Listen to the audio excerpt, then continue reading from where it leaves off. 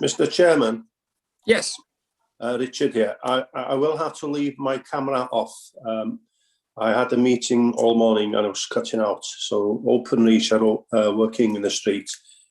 So the advice I got was to put the camera off to obviously save on the signal or something. Okay. Yep. Okay. Thank you very much. Thank you, Richard. We'll make it. I think with that we're probably ready. It is 2 o'clock, and can I welcome you all to this Audit and Governance meeting this afternoon. It's fortunately these papers that are before us today have been split off because last year it was too bulky to have, to be going through these statements of accounts and doing other work as well. So there is another meeting being arranged now in July the 30th where we will do other matters. Thank you all for your attendance. Have we got any apologies? I think I've got one. I think is Caris Edwards, and I think Councillor Gwilym Jones, Chair. Yep, Councillor Gwilym Jones. Yep. Councillor David Thomas apologised, but I'm able to join you remotely from away from home. So round that about. Well done for making the effort. So that's good. So with that, have we got any declarations of interest? It doesn't appear as though we have, and I think then if we haven't got any declarations of interest, it's a case then of moving on to the minutes of the previous meeting. I don't know whether there is anything in there. I'll go through them line by line, or unless anybody wants to pick anything out before we get there. I'll go through line to line. Number 3, the internal audit annual report.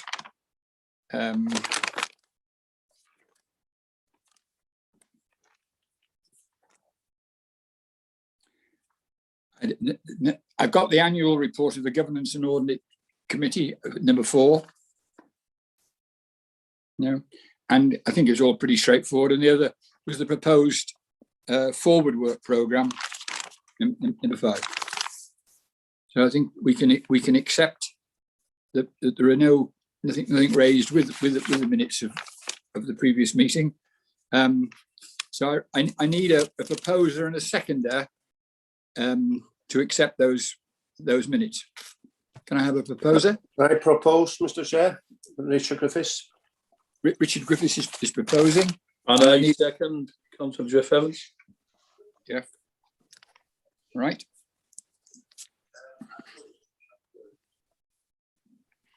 So I'll just go around the other members then. John Griffiths. Accept. Dylan Rees. Accept. Alan Roberts. Derbyn. Accept. Margaret Roberts. Derbyn. Accept. Richard Griffiths proposes, isn't he? Peter Royce. Yep. And then my vice chairman, Dilwyn. Accept. Thank you very much indeed.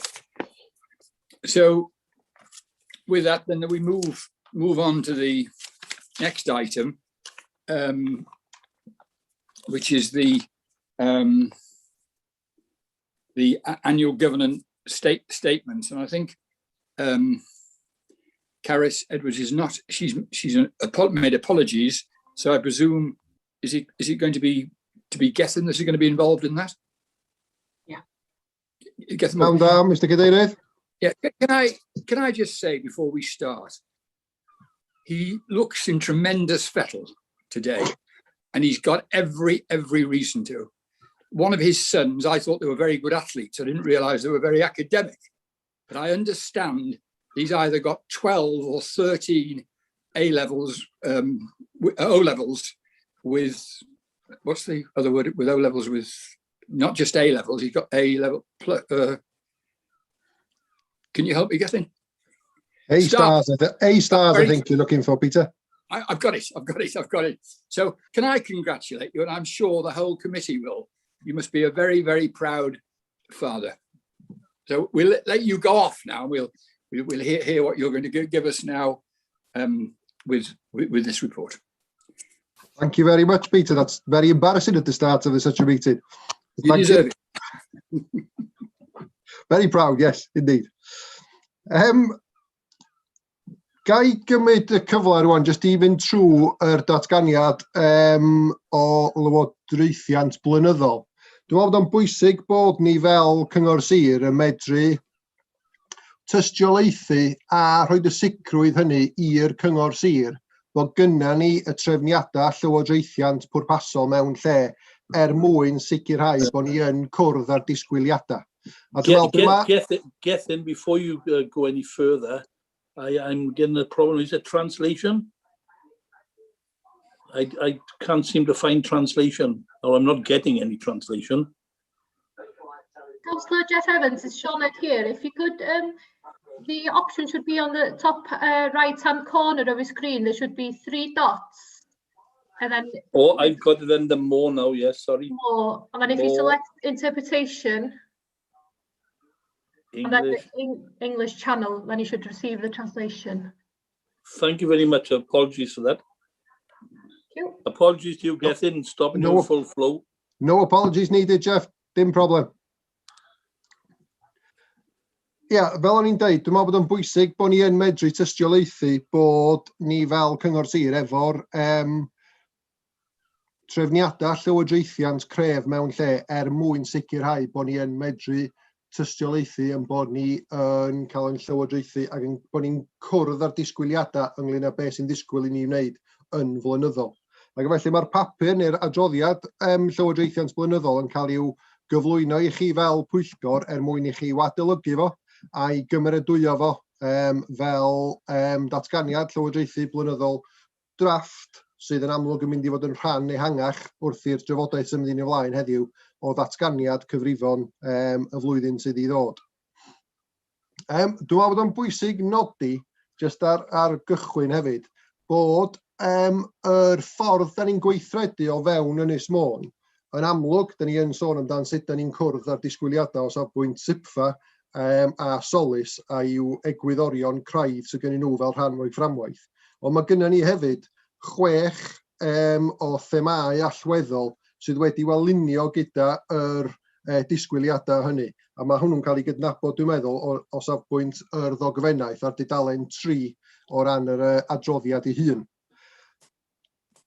Dwi'n meddwl, eto, i fynd yn ôl, be mae'r datganiad yn i'w dystiolaethu, a dwi'n gobeithio'n wir fod o'n dystiolaethu, bod Ynys Môn yn defnyddio i'w arian cyhoeddus mewn ffordd sydd yn ddiogel a bod ni yn ei gyfri amdano fo'n briodol. A bod o'n cael ei ddefnyddio mewn ffordd sydd yn effeithlon ac yn effeithiol. O safbwynt dangos bod ni yn ymwneud â nhw mewn ffordd effeithiol, dwi'n meddwl bod o'n hynod o bwysig bod ni yn cydnabod o fewn yr adroddiad y strwythur rheolaeth wleidyddol sy'n bodoli. Ac dwi'n meddwl ar dudalen 7, mae hwnnw'n cael ei gydnabod mewn ffurf diagram cydnabyddiedig.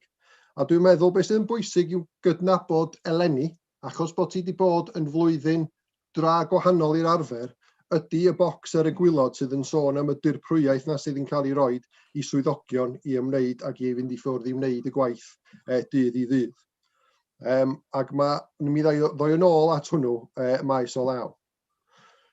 O safbwynt adolygu effeithiolrwydd, dwi'n meddwl bod hi'n hynod o bwysig medru rhoi y tystiolaeth i chi bod y cyngor efo'r trefniadau i fedru sicrhau bod yr materion yn cael i'w gwneud yn effeithiol, a bod hwnnw o dan, neu trwy gyfuniad o werthusiad drwy ganlyniadau, adolygiadau a monitro cyson yn ystod y flwyddyn, adolygiadau o ddogfennaeth perthnasol yn ystod y flwyddyn, adolygiadau yn erbyn y cynllun corfforaethol sy'n digwydd yn chwarterol, derbyn ac ymwneud ag adborth da ni'n ei gael gan yn rheoleiddwyr ni yn rheolaidd o ran y berthynas sydd gennym ni efo estyn CIW ac Audit Wales, ac hefyd yn amlwg y math o gyfweliadau sy'n digwydd o ran swyddogion allweddol ac yn y blaen. A hefyd, sicrhau bod gynna ni yr fframwaith lle bod yr uwch dîm arweinyddol a'r pwyllgor gwaith yn ymwneud efo ac yn gyrru ar benderfyniadau pwrpasol neu cydnabyddedig. A felly, dwi'n credu trwy edrych ar y modd yna neu'r ffordd yna o fod yn effeithiol, be mae'r datganiad llywodraethiant blynyddol gobeithio ni roed i chi, ydy rhyw fath o sicrwydd bod gynna ni'r trefniadau mewn lle mwyn cwrdd a'n disgwyliadau mewn ffordd effeithlon. Ac os o'r pwynt bod yn effeithlon, be da ni hefyd yn ei gydnabod ydy'r egwyddorion SIPFA. Ac ar dudalen 9 o'r datganiad blynyddol, da ni yn nodi bod gynna ni dystiolaeth sydd yn nodi yn bod ni yn dda yn erbyn yr egwyddorion craidd y fframwaith SIPFA. A pan da ni'n sôn am da, mae'n bwysig cydnabod, da ni'n gweithredu i ffordd o feddwl lle bod da yn gyfystyr a bod gynna ni lawer o gryfderau a dim meysydd pwysig a mae angen ei gwella'n sylweddol. A mae'n bwysig nodi yn fyma, dydy hynny ddim yn golygu nad oes gynna ni feysydd i'w wella, ond bod gynna ni ddim meysydd pwysig a mae angen i'w gwella yn sylweddol. Dyna di diffiniad yn da ni. So os safbwynt ymddwyn yn ddidwyll, da ni'n nodi bod ni'n dda.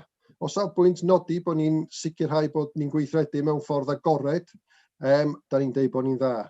Os safbwynt diffinio'n canlyniadau yn her manteision economaidd, cymdeithasol, diwylliannol ac amgylcheddol, da ni'n nodi bod ni'n dda. Da ni hefyd yn nodi bod ni'n dda yn erbyn pennu'r ymyriadau sy'n angenrheidiol i sicrhau bod ni yn cyflawni.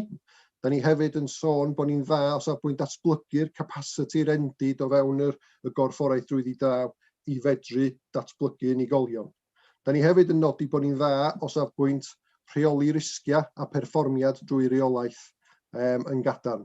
Ac hefyd bod ni yn dda o safbwynt gweithredu arferion da o ran bod yn dryloyw, bod ni'n adrodd yn rheolaeth ac hefyd o safbwynt y ffaith bod ni'n cael yn archwilio yn rheolaeth. Mae hwnna yn champion dydy yn i'w lawn bwyll a dwi'n credu bod ni'n medru tystiolaethu hynny.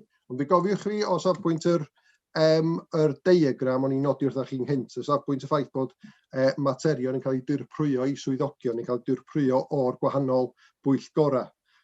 Does na ddim un blwyddyn pwysicach lle bod angen y dirprwyaeth yna na sydd wedi bod dros y 12 mis dwytha. Yn y ffordd mae'r cyngor wedi ymateb i'r pandemig ac i'r heriau cysylltiedig sydd wedi dod yn y ffordd ni o ganlyniad i hynny. Ac ar dudalen 10, be mae nodyn yn ei ddeud ydy sut da ni wedi mynd ati trwy'r modd dirprwyedig na, drwy'r prif weithredwr a drwy'r arweinydd i fedru sicrhau ac i setio i fyny EMRT oedd yn cwrdd yn rheolaidd yn ystod yr pandemig i fedru ymdrina a gwneud penderfyniadau rheolaidd amserol oedd yn cael gwahaniaeth. Ac yn hynny o beth, o safbwynt gwneud y gwahaniaeth yna, da ni'n credu bod ni wedi medru blaenoriaethu drwy gynnal gwasanaethau statudol rhengflaen yn ystod y flwyddyn. Da ni wedi medru gweithredu gwasanaethau newydd mewn ymateb uniongyrchol i'r argyfwng. Da ni wedi medru cynllunio ar gyfer nifer sylweddol o farwolaethau. Da ni wedi medru amddiffyn a diogelu'r gweithlu. Da ni wedi medru sicrhau cyflenwad o PPE digonol a safonol. Da ni wedi medru amddiffyn a chefnogi plant bregus a phlant yn gweithwyr allweddol ni drwy hybiau gofal. Ac da ni wedi medru dod ag addasu'r gweithlu mewn cyfnod byr fel bod ni mwy neu lai yn gweithio, fel da ni'n gweithio heddiw, sydd bellach falle yn llawer mwy cyson ac cyffredin ac mae wedi bod i'r gorffennol. Da ni hefyd wedi medru cefnogi iechyd a lle staff drwy ddarparu cymorth ac ymyrraethau ychwanegol. Felly drwyddi draw mae'r flwyddyn dwytha wedi bod yn un ofnadwy o heriol. Ond, tra bod o wedi bod yn ofnadwy o heriol, da ni'n credu o safbwynt llywodraethiant bod ni wedi medru mynd i'r afael ar heriau perthnasol. A dwi'n meddwl be mae'r datganiad hefyd yn ei nodi ydy o safbwynt adroddiad archwilio mewnol yn hunan ni, bod y casgliad yn dod i'w ganlyniad bod am y 12 mis sydd wedi bod, barn pennaeth archwilio risg y cyngor sir yw bod gan y sefydliad y fframwaith digonol yna ac effeithiol ar gyfer rheoli risg, llywodraethu a rheolaeth fewnol, a bod yna ddim amoda yn dod ar y barn yna. So mae hynny eto yn rhoi sicrwydd i ni bod y materion disgwyliedig mewn lle. Ond, tra bod hynny yn bwysig a bod gynna ni yr cyfundrefn sydd hefo trefniadau llywodraethiant dibynnol, mae'n amlwg, mae rhaid i ni drwy'r datganiad fedru tystiolaethu be oedd angen i'w wella a be sydd wedi i'w wneud. A dwi'n meddwl o safbwynt tudalen 13 ac 13 o'r datganiad, mae hwnna'n cydnabod beth oedd mewn lle, neu beth oedd angen i wella flwyddyn dwytha, a mae tudalen 13 o'r adroddiad yn cydnabod rwan beth sydd angen i ni fod yn ymwneud â dros yr 12 mis nesaf o safbwynt yr elfen llywodraethiant. A mae hynna yn amlwg yn dangos yr ethos o fod efo mindset gwelliant parhaus, continuous improvement. Hynny yw, da ni angen sicrhau bod unrhyw raglenni a phrosiectau gafodd ei oedi oherwydd y pandemig, cael ei ail sefydlu, cael ei symud yn ymlaen ar gyflymder priodol. Da ni angen sicrhau bod argymhellion archwilio allanol yn cael ei gweithredu a'i monitro gan ddefnyddio for action, a bod chi fel Pwyllgor yn cael adroddiad rheolaidd arnyn nhw, neu adroddiad blynyddol arnyn nhw. Da ni hefyd yn cydnabod bod angen mynd i'r afael efo newidiadau sy'n mynd i fod yn bodoli o safbwynt deddf Llywodraeth leol ac etholiadau Cymru sy'n newydd ddod i le. Mae'n bwysig cydnabod yn fyna bod gennym ni gynllun gweithredu mewn lle, ond hefyd bod amryw o'r elfennau gwahanol yn ddisgwyliedig arna ni i'w gweithredu ar amserau gwahanol yn ystod y flwyddyn. Mae hefyd angen i ni fod yn gweithredu'r model o ran 3 llinell sicrwydd, fel bod ni'n gallu cynorthwyo ni fel cyngor i fapio'r sicrwydd hynny ar ein cyfan ni, a hefyd bod ni'n medru monitro effeithio'r pandemig a'r adnoddau sydd ei angen o safbwynt y gwasanaethau. So dwi'n meddwl, yn ei grynswth, dyna mae'r adroddiad yn i'w nodi i chi fel Pwyllgor. Mae o yn cydnabod sut bod ni yn hefo'r trefniadau llywodraethiant pwrpasol angenrheidiol sydd ei angen ar gyfer gwneud yn siŵr bod ni'n cwrdd â'n disgwyliadau o fewn yn cyfyngiadau presennol. Felly dwi'n gobeithio bod hynny'n rhoi rhyw fath o ragflas i chi o'r datganiad fel mae'n sefyll.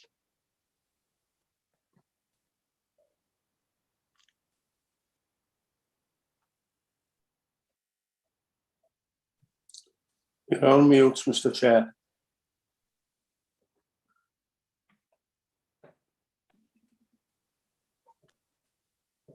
Very sorry. Yeah, I thought that was a very comprehensive report, and which we were very grateful to receive. I'm sure there'll be 1 or 2 questions that people would like to ask. Can you please indicate them? Can't see anybody at the moment. Mr. Chair, Richard Griffiths. Yeah, Richard. Thank you. Diolch, dim cwestiwn yn benodol. Hoffwn ddiolch i Gethin a'r tîm am yr adroddiad cynnwys fawr.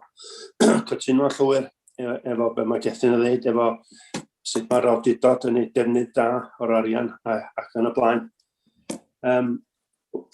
Lecwn i ddweud diolch am wneud defnydd da o lun porthwain yn yma ar tudalen 1. So os rhywun ddim yn gwybod lle dio. Mae'n rhwng Amlwch a Cemais. Diolch i chi am hynna.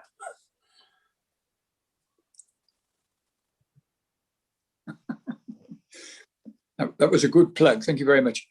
I don't know. Yes, I'm sure Dilwyn. I know that Dilwyn last year was a little bit concerned about the layout of all this and the difficulty. But I'm sure he's going to agree that it was a much easier to follow and it was much more benefit. Yes, Dilwyn, you're on mute as well at the moment.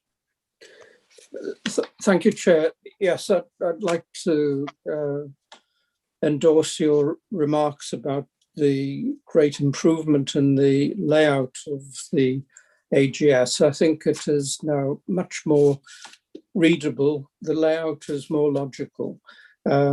and for that I think we should be very sort of congratulatory. Inevitably, when I get on my feet, figuratively, I have a but. And I think the challenge for the council, as far as governance is concerned, is that in the process of self-assessing against the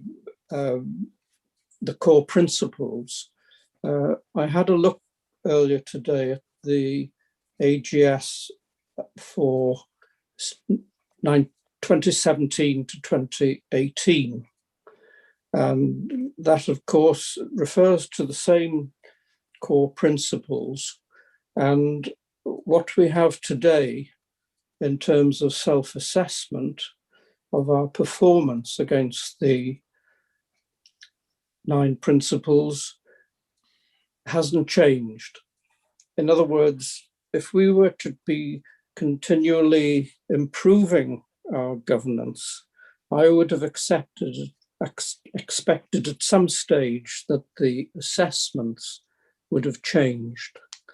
In fact, we've maintained the same self-assessment scores for the last 5 years.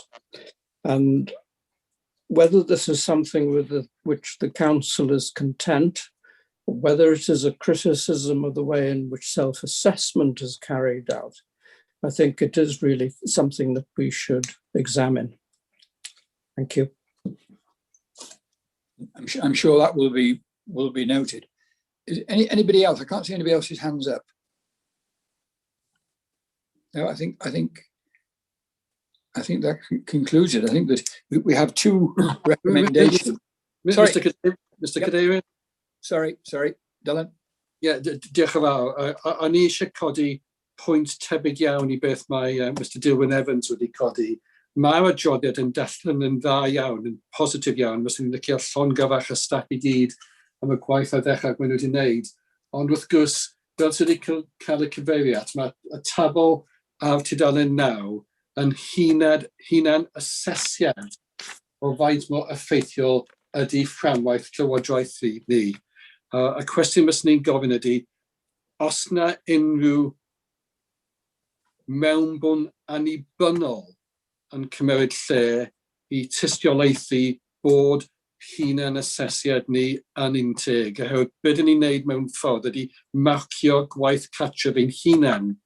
Os na rhywun arall yn sbio ar gwaith cartref I cadarnhau bod hyn yn gywir. Dwi'n siŵr bod yn gywir, ond os na, fel dwi'n dweud, rhywun annibynnol yn medru rhoi y cadarnhad hynny. Diolch. Anybody like to respond to that? Shall I come back, Chair? Yes, get in. Yeah.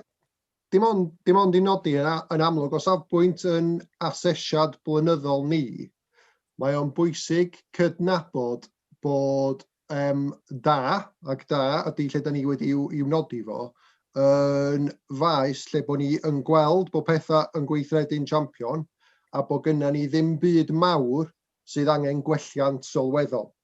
Mae symud i'r stage nesaf yn golygu bod ni yn arwain y gad yn genedlaethol ar faterion gwahanol. Hynny yw bod gynna ni, beth yw'r gair, best in show kind of practices.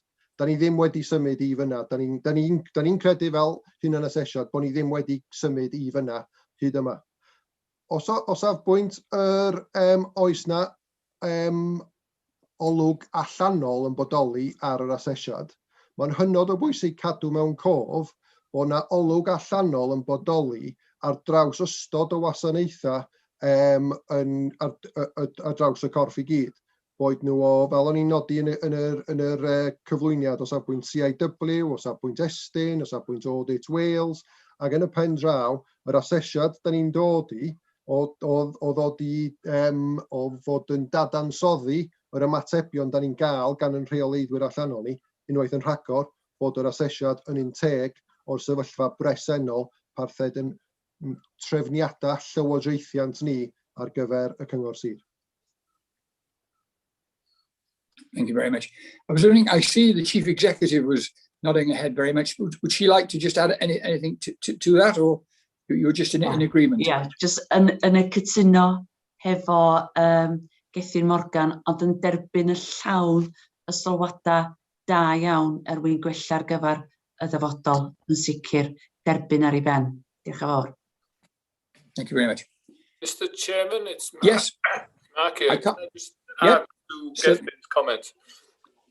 Yn ateb cwestiwn cynghorydd Dylan Rhys, wrth gwrs mae'r datganiad yn rhan o cyfrifon y cyngor, a mae cyfrifon y cyngor wrth gwrs yn cael ei archwilio gan Swyddfa Archwilio Cymru. Felly dwi'n cymeryd bod eu proses nhw ddim jyst yn edrych ar y ffigurau tra maen nhw'n gwneud yr archwiliad. Maen nhw yn archwilio y tystiolaeth tu ôl i'r datganiad fel rhan o'r archwiliad y cyfrifon.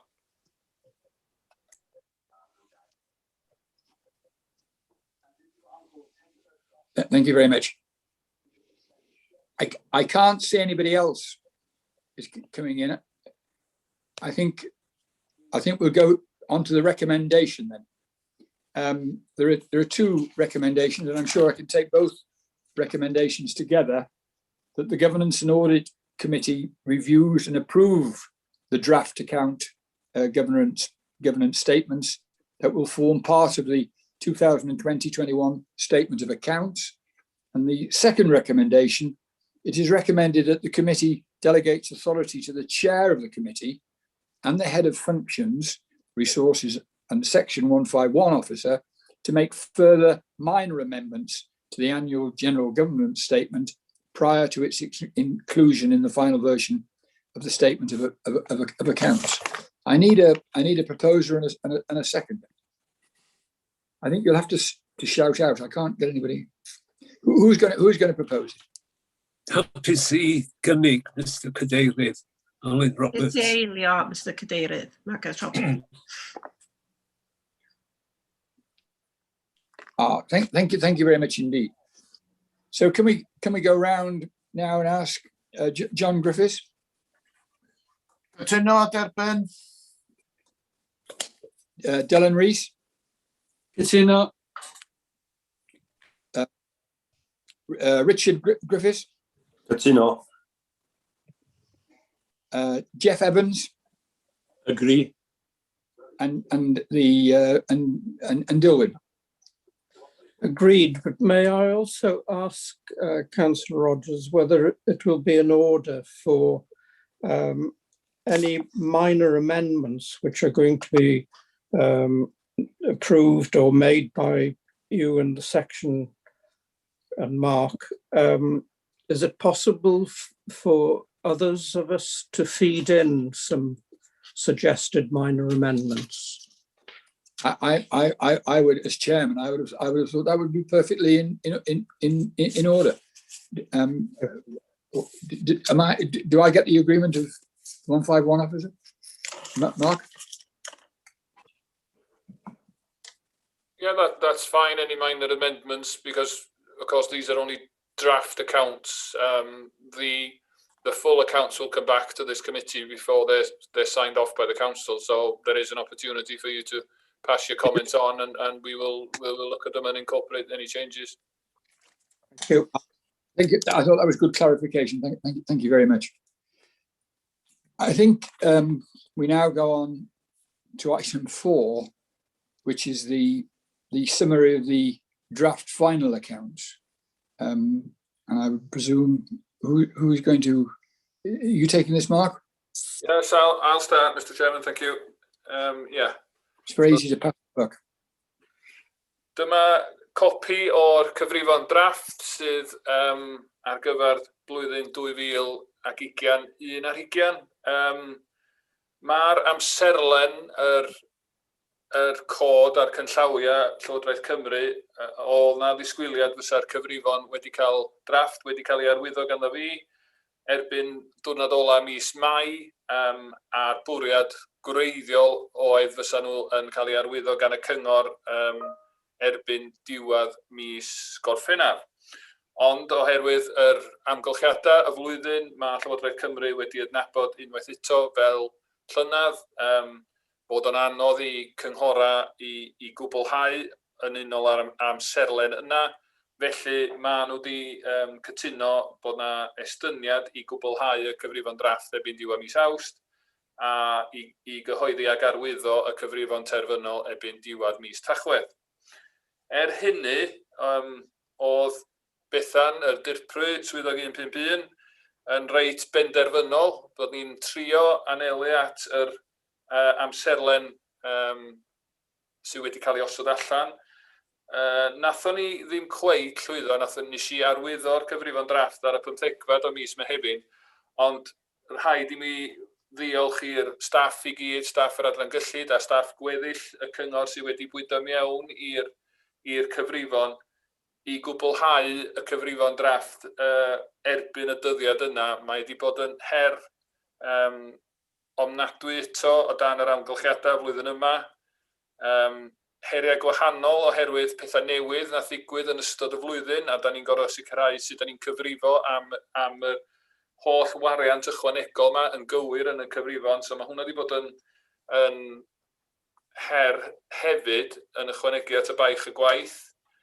Ac nath yn rheolwr refeniw a byddal, Mr Geraint Jones, mae di ymddeol ers mis Rhagfyr, a oedd o'n rhan allweddol i rhai o'r nodiadau oedd yn mynd i mewn i'r cyfrifon. So oedd yna waith ychwanegol i ni sicrhau bod y bwlch yna yn cael ei lenwi. A dwi'n siŵr so hyn y beth da ta beth drwg, ond o'n i hyd yn oed gorfod gael yn calculator allan flwyddyn yma i helpu allan. Sydd wedi bod yn rhywbeth dwi ddim wedi gwneud ers sawl blwyddyn actually wneud gwaith ar y cyfrifon. Ond dyna fo yn y lle oedden ni. Ond nathon ni llwyddo, diolch i'r gwaith calad y staff i gyd i gwblhau hynna, a a gobeithio bod chi fel aelodau yn ddiolchgar am hynny. Y cyfrifon ei hun, fel arfer, maen nhw yn y fformat sydd yn cael ei osod allan yn y cod, sy'n cynnwys y blaen adroddiad, sef yr datganiad sy'n mwy na lai deud stori o beth sydd wedi digwydd yn y flwyddyn. Wedyn mae gennym ni'r datganiad incwm a gwariant, yr datganiad symudiadau mewn balansa ac arian wrth gefn, y fantolen, y datganiad llif arian, y nodiadau, a wedyn yr datganiad Llywodraethu da ni newydd drafod. So dyna'r elfenna sy'n neud i fyny y cyfrifon.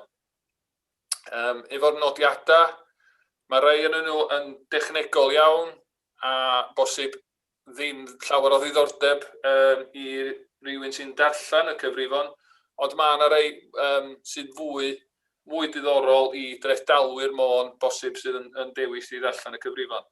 Felly o'n i yn jyst am rhedeg drwy'r cyfrifon yn sydyn, jyst i egluro ambell beth a i godi ambell sylw ar ambell nodyn. Cychwyn efo yr datganiad incwm a gwariant. Tudalen 17, dwi am ddeud mae ar 17 y cyfrifon di hynna, dim 17 i'ch pecyn chi. So y ffigwr sydd uwch ben yr peth sy'n dweud Cyngor Sir Ynys Môn datganiad o cyfrifon 2021 ar 20. So tudalen 17. A fydwch chi weld o hwnna, mae'n dangos bod yr cyngor wedi wneud, neu mae yna ddiffyg rhwng yr gwariant a'r incwm o 24.231 miliwn. A fysa chi'n darllen hwnna a jyst edrych arno fo, fysa chi'n mynd, wel, sut da ni'n ariannu hwnna, be mae hynna feddwl. Ond yn y datganiad ei hun, mae yna lot o ffigurau sy'n mynd i mewn ar gyfer y cyfrifon sydd wedyn yn dod allan oherwydd mae'r gyfraith yn dweud dydyn nhw ddim yn cael ei ariannu o dreth cyngor ac allan o balansa y cyngor. So maen nhw'n cael ei dynnu allan yn nodyn 7, a wedyn mae yna ddatganiad wedyn o'r symudiad yn y balansa y cyngor ar tudalen 19. A hwn ydy'r peth sydd o fwy o ddiddordeb, mae'n siŵr i drethdalwyr Ynys Môn, dim y ffigwr sydd yn y datganiad incwm a gwariant, fel dwi'n dweud, i hwnnw'n meddwl llawer yn byd i neb. Ond mae'r ffigurau yn y datganiad ar tudalen 19 yn dangos bod balansa y cyngor, yr balansa cyffredinol y cyngor, wedi codi o 7.16 miliwn i 11.59 miliwn ar diwedd y flwyddyn. Mae'r arian wrth gefn ychwanegol wedyn wedi codi o 8.76 miliwn i 14.18 miliwn. Balans y cyfrif refeniw tai wedi codi o 8.59 miliwn i 9.74 miliwn. Balansa ysgolion wedi codi o 197 o filoedd i 4 miliwn a 15 o filoedd. Felly mae beth sy'n cael ei alw yn arian wrth gefn, mae'n bosib i'r cyngor ddefnyddio wedi codi o 25.944 miliwn i 40.198 miliwn. Sydd yn naid sylweddol a sydd yn anarferol, ga i ddeud, ond tydy hyn ddim gwahanol i be mae sawl cyngor arall ar draws Cymru yn adrodd yn ei cyfrifon. Be sydd wedi digwydd wrth gwrs ydy mae Llywodraeth Cymru wedi bod yn ariannu y costau ychwanegol oherwydd Covid a'r collad incwm oherwydd Covid. Ac yn ychwanegol i hynna mae'r cyngor wedi wneud arbedion trwy peidio darparu rei gwasanaethau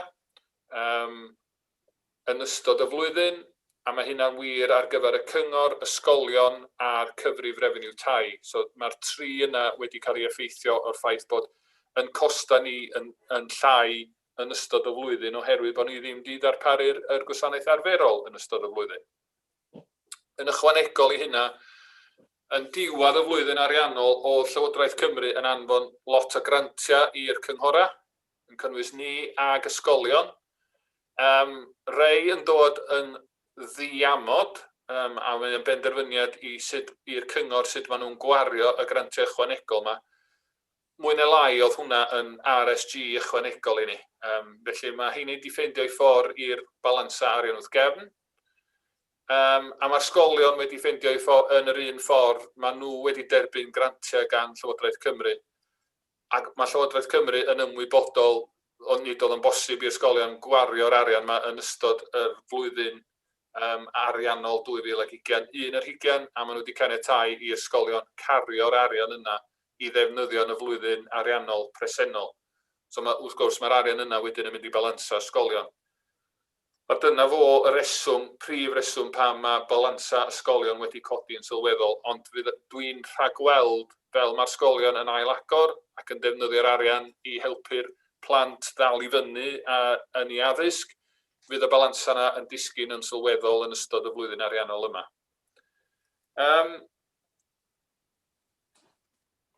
Symud ymlaen wedyn i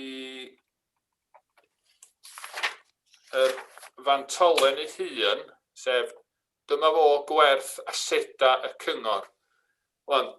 Ydy o'n wir, y gwir ffigwr o werth asedau'r cyngor? Nac, cos mae yna amball neu lot o asedau'r cyngor sydd ddim yn cael ei gynnwys yn y fantolen. Enghraifft, yn priffydd ni, yn bontydd ni ac yn y blaen. Mae yna lot o asedau felly sydd ddim yn cael ei gynnwys yn y ffigwr yma, ond dyma fo'r ffigwr a werth yn asedau da ni'n gorfod cynnwys yn ôl y cod. So, fel chi weld, mae gwerth asedau y cyngor wedi disgyn o 188 miliwn i 164 miliwn.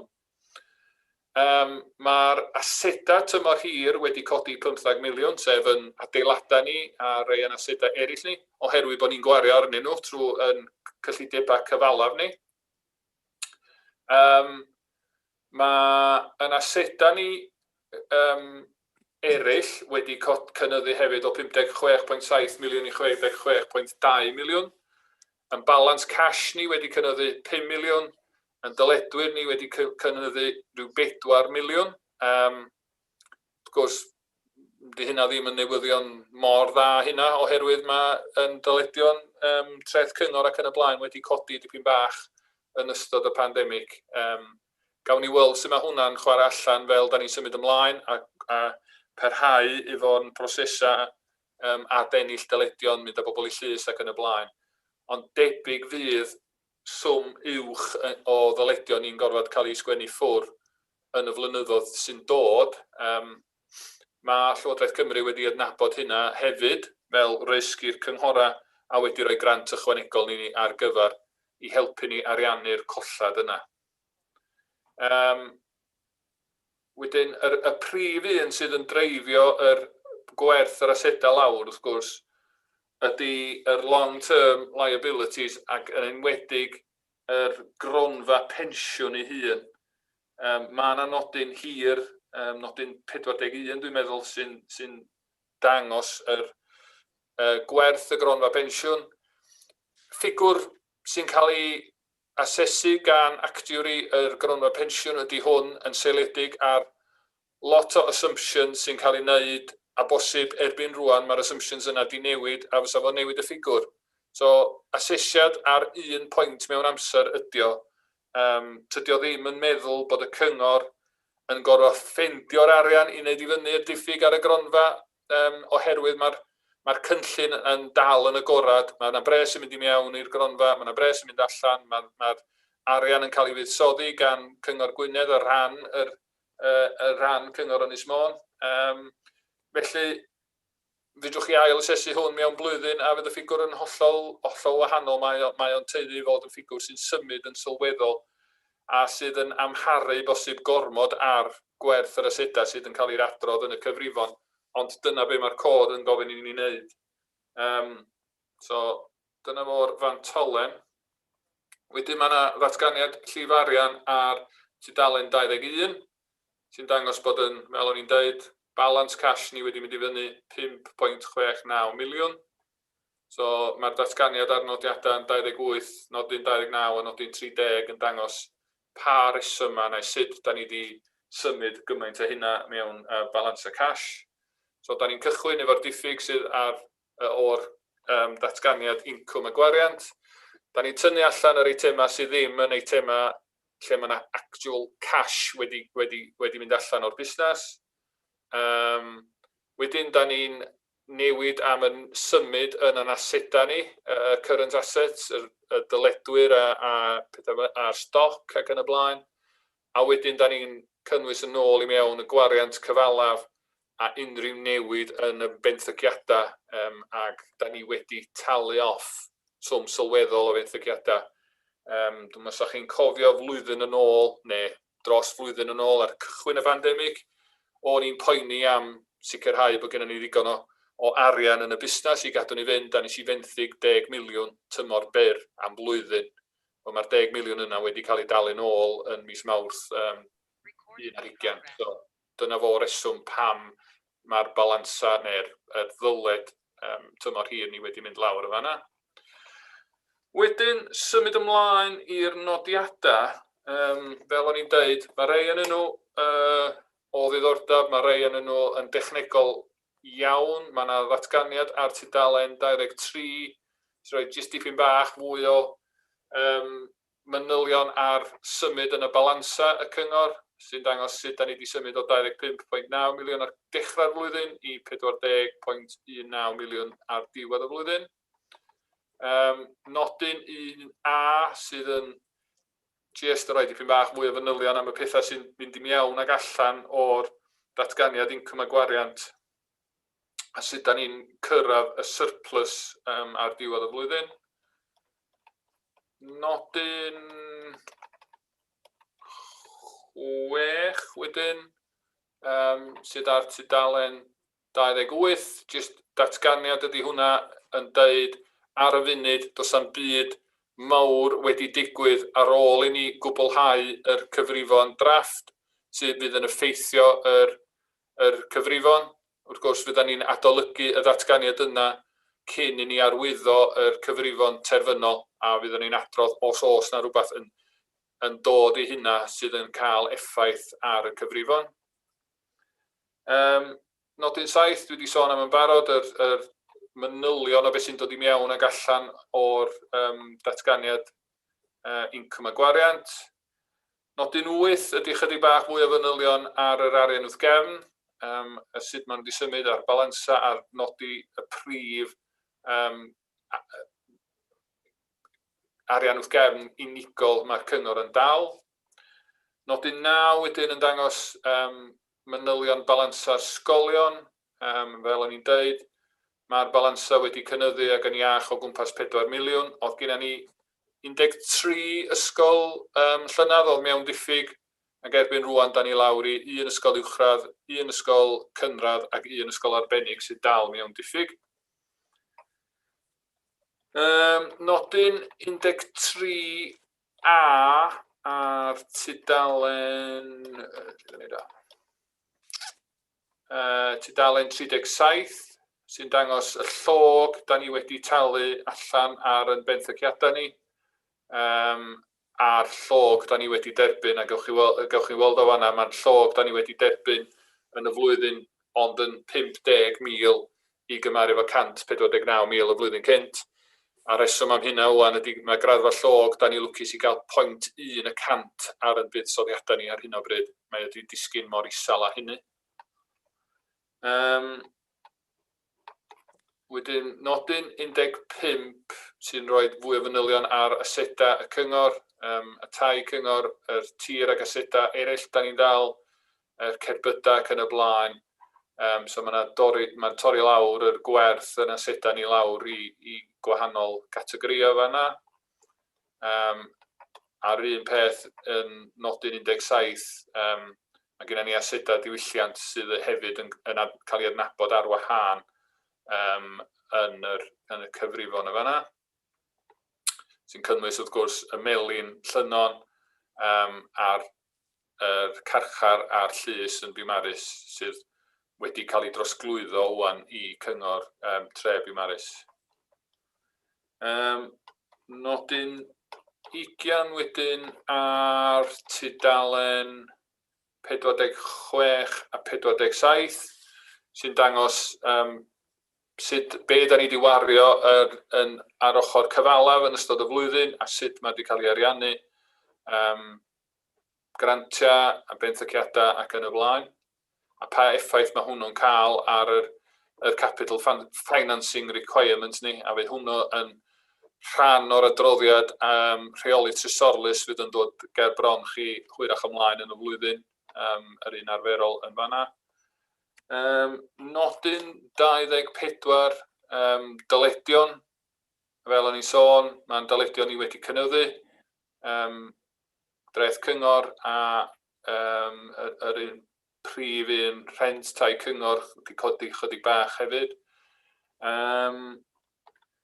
Nodyn 27 wedyn ydy ddarpariaethau da ni'n neud yn y cyfrifon ar gyfer costa bosib bydd y cyngor yn gwynebu. Dy hyn yn ddim yn meddwl bod y cyngor yn gorfod talu hein allan, ond da ni'n ymwybodol mae yna risg ychal fydd rhaid i ni dalu rhywbeth allan o dan y penawdau yma. So da ni'n neud darpariaeth yn y cyfrifon. Yr un mwyaf wrth gwrs ydy safle Penesgyn, lle mae yna dal ddyletswydd anna ni i gynnal ac edrych ar ôl y safle a mae yna swm yn fanna ar gyfer, mae yna culvert sy'n rhedeg o dan y tir a mae yna risg bysa hwnna yn disgyn, bysa yna waith sylweddol wedyn i drwsio yr culvert yna. So da ni'n dal yr arian yna jyst rhag ofn. Bosib un fydd o ddiddordeb i chi wrth gwrs ydy nodyn 33, sef y lwfansa'r aeloda, a faint da ni wedi talu allan mewn lwfansa aeloda, 693 o filoedd i gymharu efo 700,000 flwyddyn dwytha. Mae'r lwfansa pyn bach yn is oherwydd bod gennym ni seddi gwag yn ystod y flwyddyn, un am rhan fwyaf o'r flwyddyn a wedyn nath o'i fyny i 2 jyst cyn diwedd y flwyddyn ariannol. So mae yna arbediad dipyn bach o fanna. A wedyn nodyn 34 sydd yn rhestru y taliadau yn y bandiau i swyddogion y cyngor, swyddogion y cyngor a swyddogion ysgolion. A wedyn mae yna rhai wedyn yn nodi swyddogion penodol yn yr ail rhan o'r nodyn y fanna. A'r swm maen nhw wedi derbyn mewn cyflog a lwfansa eraill a hefyd i cyfraniad y cyngor i mewn i'r gronfa pensiwn a rhan y staff yna. Nodyn 37 sy'n dangos incwm da ni wedi derbyn trwy grantiau fel rhan o yr incwm a'r cyngor yn derbyn i'r rhedeg y gwasanaethau. 172 miliwn o grantiau wedi dod i mewn ar gyfer gwahanol pethau, a maen nhw wedi cael eu restru fan'na. Mae hynna'n cynnwys wrth gwrs yr RSG a'r grantiau cyfalaf da ni'n cael, da ni wedi derbyn. Nodyn 42 wedyn, beth sy'n cael ei alw yn contingent liabilities. Mae contingent liability yn digon tebyg i'r provisions o'n i'n sôn am yn gynt. Mae yna risg bosib fydd rhaid i ni dalu rhywbeth allan, ond y gwahaniaeth rhwng contingent liability a provision ydy, efo contingent liability, da ni'n gwybod faint, so fydda ni'n rhoi ffigwr i mewn i'r cyfrifon, ond da ni'n nodi yn y nodyn yna, mae yna risg bosib fydd rhaid i ni wneud taliadau rhyw dro ar gyfer yr eitema yma. Mae'r un cyntaf, yr un adran 117 o ddeddf iechyd meddwl, mae hwnnw wedi bod yn cyfrifon ni ers sawl blwyddyn. Da ni wedi wneud taliadau allan. Da ni ddim yn ymwybodol o unrhyw achos ar hyn o bryd, ond hynna ddim yn meddwl bod na ddim achos yn dod. Mae bobl dal efo'r hawl i wneud achos yn erbyn y cyngor, ond ar y funud dwi'n yn ymwybodol bod na un ar y gweill. A wedyn mae nodyn 51 wedyn ar tudalen 83 o'r cyfrifon. Hwn ydy'r pethau newydd da ni wedi gorfod cytuno sut da ni'n cyfrifo amdan hein. A mae lot o hein, yn wedi y grantiau Covid, da ni wedi bod yn gweithredu fel asiant ar gyfer Llywodraeth Cymru. So di'r gwariant ddim yn cael ei gynnwys yn y datganiad incwm a gwariant, ond da ni yn nodi be mae'r cyngor wedi talu allan ar rhan Llywodraeth Cymru. A gewch chi weld mae yna dros 41 miliwn o grantiau busnes wedi mynd allan yn ystod y flwyddyn ariannol. A wedyn, nodyn 52 sef y polisia ni, a does a ddim newid dwi'n ymwybodol o, bosib ys a Bethan yn cywiro os dwi'n anghywir, o unrhyw newid i'n polisia ar gyfer yn cyfrifon ni. A wedyn bydd yr datganiad Llywodraethu blynyddol wedyn yn mynd ar diwedd yr cyfrifon. Na ni gynnwys o'r diwedd y cyfrifon a roed y mewn. A wedyn hefyd, mae yna o tudalen 108 ymlaen, mae yna cyfrifon yr cyfrif refeniw tai ar wahân. So mae'r gwariant a incwm cyfrif refeniw tai yn cael ei gynnwys yn cyfrifon ni, ond mae yna ddatganiad nodiadau ar wahân sy'n rhoi fwy o fanylion ar y cyfrif refeniw tai yn y tudalen yna. Felly, fel dwi'n dweud, dwi wedi arwyddo'r cyfrifon i ffwr. Maen nhw wedi mynd i'r archwilwyr allanol sydd wedi cychwyn y proses archwilio. Bwriad ni ar archwilwyr ydy fydd y gwaith yna wedi cwblhau a fydd nhw wedi cyhoeddi i adroddiad drafft nhw erbyn mis Medi. Fydd yr adroddiad yr archwilwyr allanol a'r cyfrifon terfynol wedyn yn dod nôl i'r Pwyllgor archwilio yn mis Medi a wedyn ymlaen i'r cyngor llawn ar diwedd mis Medi i gael ei arwyddo i ffwr. Ond fel dwi'n dweud, yn dechnegol mae ganddo ni tan diwedd mis Tachwedd i wneud y gwaith yna. Felly ar hynna, dwi wedi rhedeg yn sydyn trwy'r cyfrifon, hapus i atab unrhyw gwestiwn gan unrhyw aelod, neu mae'n siŵr fydd rhaid i mi basio fy mlaen i Bethan i atab unrhyw gwestiwn ar y cyfrifon gan unrhyw aelod. Diolch yn fawr, Mr. Cadeirydd. Can I just thank you, Mark, for the way that you took us through that by pointing out the page numbers and guiding us through. That made a tremendous difference. We were able to follow it right through. Thank you very much indeed. Do we have any questions? I am looking if... Mr. Chair?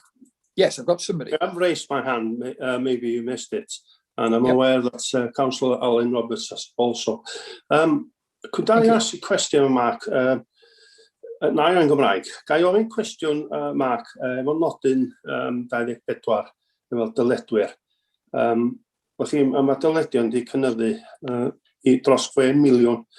Dwi'n gweld na dreth cyngor yn eitha mawr a rhenti. Os yw rhyw fath o ymchwil wedi cael ei wneud i rhesyma penodol pam mae y dyledion yma wedi cynyddu. Mae gen i bryderon am tlodi sy'n mynd ymlaen, ac wrth gwrs mi iechyd meddwl ar poen pres sydd ar bobl. Os a rhywun wedi sbio fewn i hyn am rhesyma y cynnydd yn y dyledion yma? Diolch. Dwi'n meddwl, ar gychwyn yr pandemig, yn anffodus oedd yr amseru ddim yn agora, nath y bilia treth cyngor allan ar just ar fin pe oedden ni'n cychwyn cael lawr. Ond be nath y cyngor oedd, nathon ni symud lot o daliadau i bobl fel bod ni ddim yn tynnu direct debit o'i cyfrif nhw yn Ebrill a Mai, nathon ni symud nhw i Mehefin ymlaen. So mae yna rhywfaint o elfen just hynna y symud yr instalments ymlaen, a mae yna rei wedi disgyn pasio diwedd y flwyddyn ariannol. Da ni wedi trio fod mor hyblyg efo bobl sydd yn mewn trafferthion ariannol oherwydd Covid. Hefyd, tyda ni ddim wedi cynnal gymaint o sesiynau yn y llys. Da ni wedi wneud 2 neu 3, dwi'n cofio'n iawn, yn ystod y flwyddyn, yn fel arfer fysa ni wedi wneud 7-8 sesiwn yn y llys. So da ni'n mynd mor bell ymlaen efo'r proses a dennill dyledion a fysa ni'n wneud mewn blwyddyn arferol. So fel arfer, da ni'n casglu tua 96 i 97% o'r ddyled yn y flwyddyn. Blwyddyn yma neu ar gyfer blwyddyn 2021, da ni lawr i ryw 95%, so da ni ryw 1,5% yn is na lle da ni fel arfer. Ia, ar diwedd y diwrnod, mae'n bwysig bod ni yn hel yr arian yma, ond da ni yn trio fod mor hyblyg a fedra ni efo'r bobl sy'n mewn trafferthion ariannol i helpu nhw ddod i gytundeb ar sut i dalu i ddyledion nhw. Gawn ni weld fwy o hyn ar effaith ar yn ddyledion ni, neu faint o bobl fydd ddim yn gallu talu yn ystod y flwyddyn yma, dwi'n meddwl. A mae'n debyg fydd y cyngor yn edrych bosib yn gorfod sgwennu fwy o ddyledion i ffwrdd, fel mae pobl yn cael cyngor ac yn defnyddio y pethau wahanol sydd ar gael iddyn nhw i sicrhau bod nhw ddim gorfod talu i ddyledion. Fedra nhw'n wneud yn hynna'n yn feddalwyr, maen nhw medru cael debt relief orders, maen nhw wahanol ffyrdd fedra bobl defnyddio i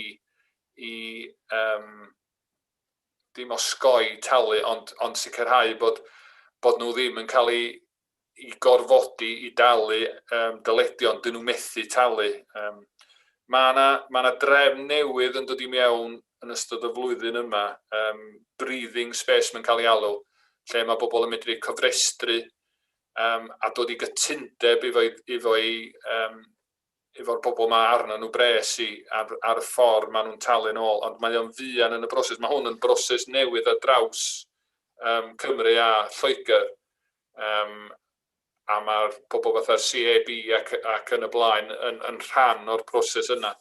So mae yna ffyrdd gwahanol i bobl ddelio a cael cyngor sut i ddelio fe dyledion.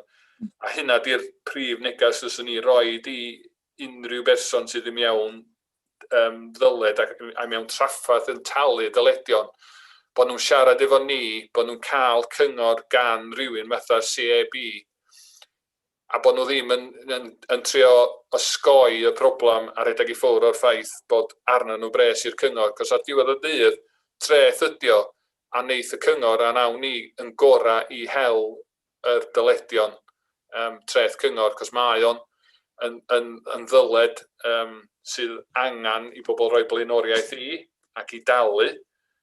Ond fel dwi'n dweud, na ni trio weithio efo bobl, ond i wneud hynna, rhaid i nhw ddod i siarad efo ni. Os dyn nhw'n rhedeg i ffwrdd o'r problem, wel, na ni jyst dilyn y proses a fydd nhw'n endio fyny un diwrnod lle mae'r beiliad yn cnocio ar ei drws nhw yn chwilio am daliad oherwydd bod nhw ddim wedi siarad efo ni.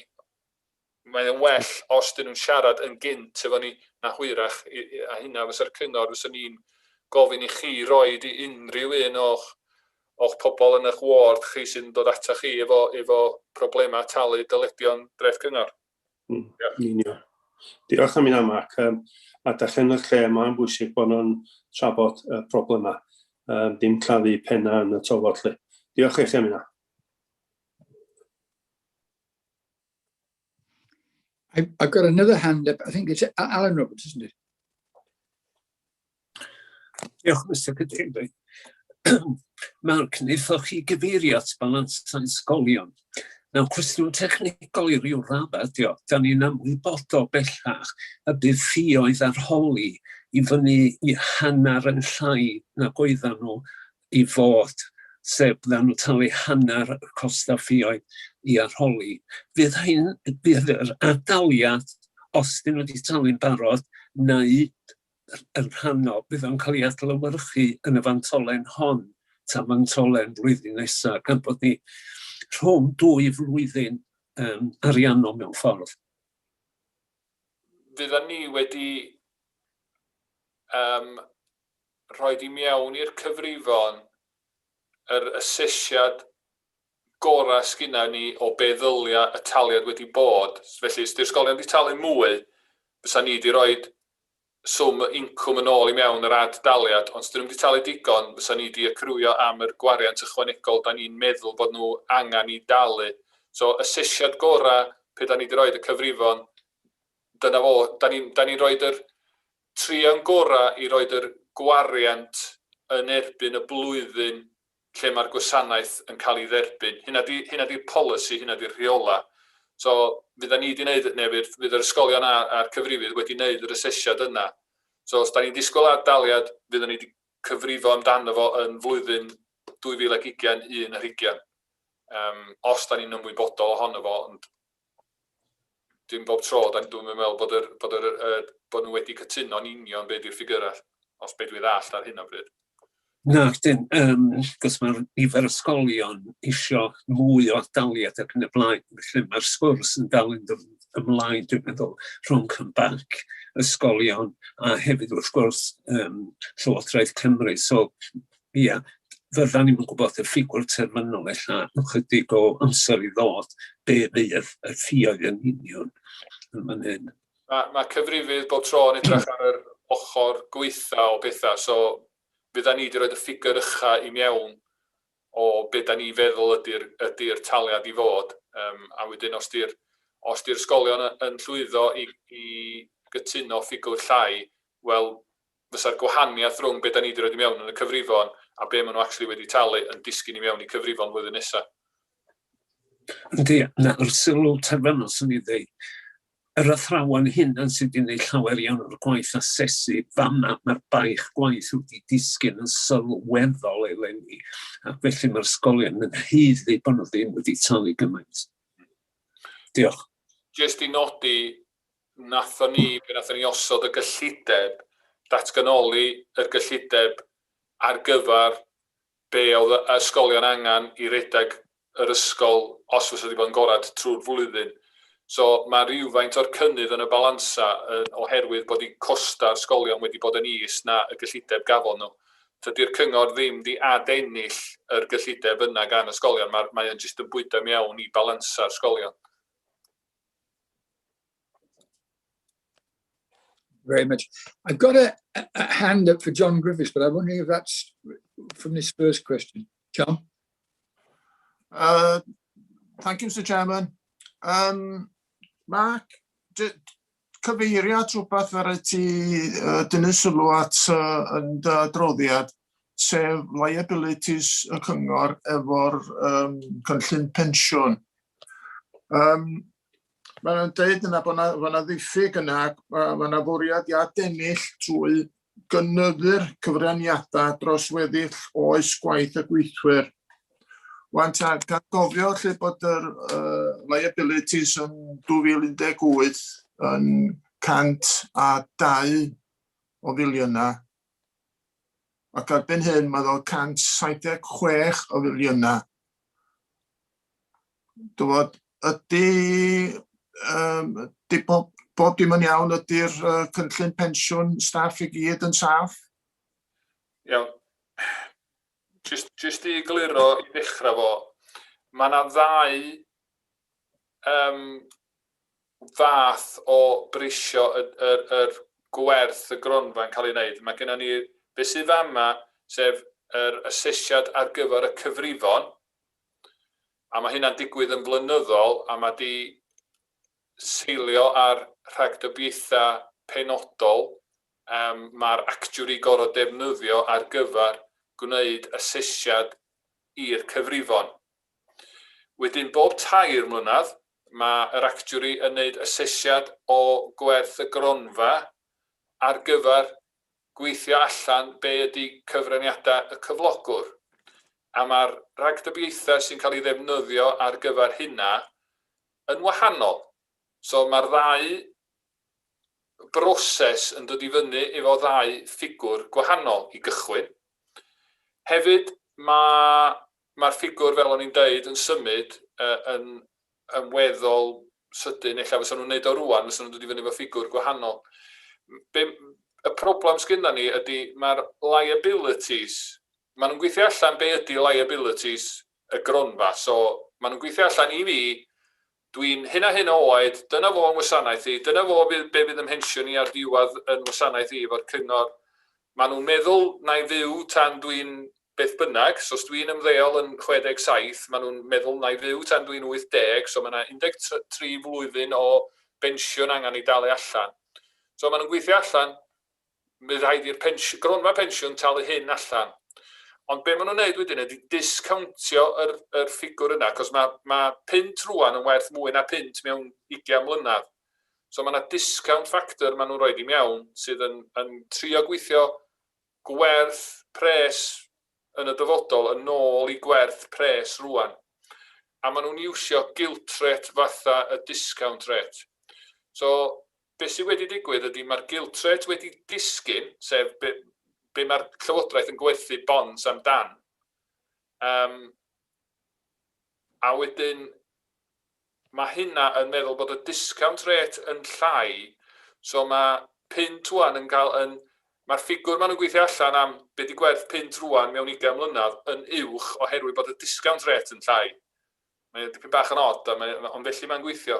So mae'r liability yna yn cael ei dreifio gyn be ydy'r gilt rate. Os ydy'r gilt rate yn isel, mae'r discount rate yn isel, mae'r liability sy'n mynd i fyny.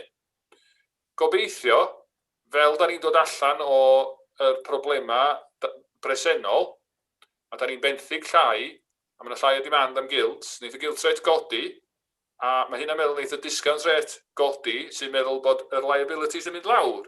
So mae y gyd y link di economi y wlad, a fel dwi'n dweud, ia fedrwch chi derbyn hwnna, a cael eich dychryn efo'r ffigwr yna bod yna diffyg ar y gronfa bensiwn o 176 miliwn. Ond tra mae'r gronfa dal yn mynd, sef mae yna aelodau dal yn ymuno efo'r cynllun ac yn talu cyfraniadau i mewn, mae'r cynllun dal yn gorad, felly wneith yr ddyled na byth be maen nhw'n galw crystalleisio. Yeah? Os fysa'r gronfa yn stopio a neb yn ymuno yn ychwanegol i'r gronfa a neb yn talu mewn i'r gronfa, wel, yr unig beth fysa gyn y gronfa wedyn ydy llwyth o biliau i dalu a dim income yn dod i mewn. Wel, ar y funud, dydy hynna ddim yn digwydd nadi, cos mae yna bob tro income yn dod i mewn a mae yna bob tro gwariant yn mynd allan. So, ffigwr ar bapur ydi o, a fyswn ni'n poeni amdano fo. Ar yr valuation dwytha, sef, pa bryd oli da, 2019 dwi'n meddwl, mae'r actuary yn gweithio allan y funding level ac oedd rhan Ynys Môn o'r gronfa oedd o gwmpas 100%. A mae di bod lot is na hynna, mae di bod rhywbeth fatha 90%.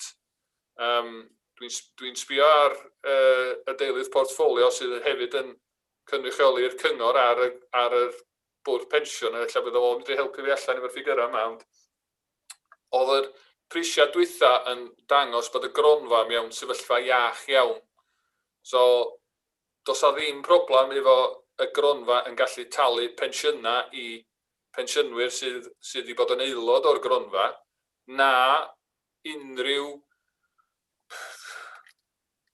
syniad bod unrhyw berson sy'n ymuno o'r gronfa pensiwn heddiw ddim am cael ei pensiwn pe mae o'n ddyledus mewn 20, 40, 50 mlynedd. Mae'r gronfa wedi cael ei seilio ar y syniad yma bod o'n cario ymlaen yn parhau efo bobl yn talu mewn a pensiynau'n cael ei dalu allan. Felly, dwi'n yn poeni am y ffigwr yma, mae o'n, fel dwi'n dweud, ffigwr ar bapur ydi o. Y ffigwr sy'n poeni fi mwyaf bob tro ydy ffigwr pe maen nhw yn prisio a gweithio allan be di cyfraniadau y cyflogwr. Tro dwytha nath o'n newid llawar, a dwi'n gobeithio nath o ddim newid ar y tro nesaf pe maen nhw'n prisio fo, cos da ni'n gorau ariannu hynna fel cyngor, mae hwnna yn ffeithio ar dreth cyngor, lefel treth cyngor, cos da ni'n gorau ariannu'r gost na. So os di cyfraniad y cyflogwr yn mynd I fyny, oherwydd yna ddiffyg ar y gronfa, wel, da ni'n gorau ariannu hwnna. Ond os ni'n mynd poeni am y ffigwr yma, cos ffigwr ar bapur ar gyfer y cyfrifon ydi o. Gobeithio dwi wedi egluro hwnna. Diolch Mark, dwi'n dall o dipyn bach yn well rwan. Diolch fawr ti. Thank you very much. Before I go to Dylan, did Robin want to make any comment? Ia, o ran y gronfa pensiwn, mae rhaid chi fadda mi dy'r ffigwr ddim ymlaen I ar hyn o bryd, ond cyfarfod dwytha fi sy'n efo hefo rheolwyr ni, sef Hymans, mi oedd hwnnw rhyw 5-6 wsos yn ôl os dwi'n cofio'n iawn. A mi oedd y ffigwr os dwi'n cofio'n iawn o ddeutu 2.3 biliwn o bunna o fewn y gronfa pensiwn yn ei chyfanrwydd. Felly mae'r gronfa pensiwn mewn sefyllfa iach ar hyn o bryd. Mae gennym ni gyfarfod arall fory, ond cyfarfod hyfforddiant ydy hwnnw, ond mae'r manylion, wrth gwrs, mae nhw ar gael ar wefan Cyngor Sir Gwynedd, ond yn anffodus di'r ffigwr yna ddim I law gan y fi ar hyn o bryd. Diolch. Thank you very much. Yes, I've got Dylan next, and then I've got Dilwyn. And Jeff. Jeff's been waiting for some time as well. Yeah. Sorry, I'll let Jeff go first because he has been waiting for some time. If that's okay, thank you. I'm very sorry. I don't have visibility all that good here. They flash a lot. Okay, sorry, Jeff. Thank you, Mr. Chairman. I have a query regards page 157, and it's on note 2 housing stock, which is therein. And I note that it actually states that the COVID pandemic affected the council's ability to purchase former council houses and commission new properties. And I note that from 2019 to 2021, all that has been actually acquired, either from purchasing or from commission build, is 1 flat and 2 houses. And this I regard as a dire situation. In the month or so that I've come back, I've had to see people who were living in the most horrific, unfit, unhealthy, unsafe houses with an inability to acquire anything from the council to support them. And I wonder that should the pandemic have not have affected us in this stage, from 2019 to 2021, there must have been an expectancy, a forecast as to how many properties they would have purchased and how much money they would have put in to commission newly built properties. Now, as they haven't been bought and they haven't been commissioned, how much money is sitting somewhere in reserves or otherwise, which hasn't been spent as a result. And what are we now doing to ensure a reversal of this? Because this is up to 31st of March. Are we now buying again? Are we now commissioning properties again? So there's two questions there. Where's the money gone, which would have been set aside for this purpose? Is it in reserve somewhere? How much is that money? And how are we progressing it to try to assist the absolutely dire situation? And it's more dire than I think most of us realize. And I've been to see situations where life is under threat because of our inability to assist. Right, I'll try and split the question up as best I can to answer it. Firstly, of course, the council submits its 30-year business plan to the Welsh Government with its long-term plan for the addition of new housing stock. Over the first 5 years of the plan, there was an intention, I think, to add 200 units in the first 5 years. The figures there are slightly misleading because we did take control of some units before the end of March 2020. So they were counted as stock, but they weren't actually in a position to be let. So they were let early in the new financial year. So the actual new units that have come into use and have been let during 2021 is more than 3. I'm not sure if you're aware there are units in Holyhead. There are a number of sites in Holyhead where we have now added new properties.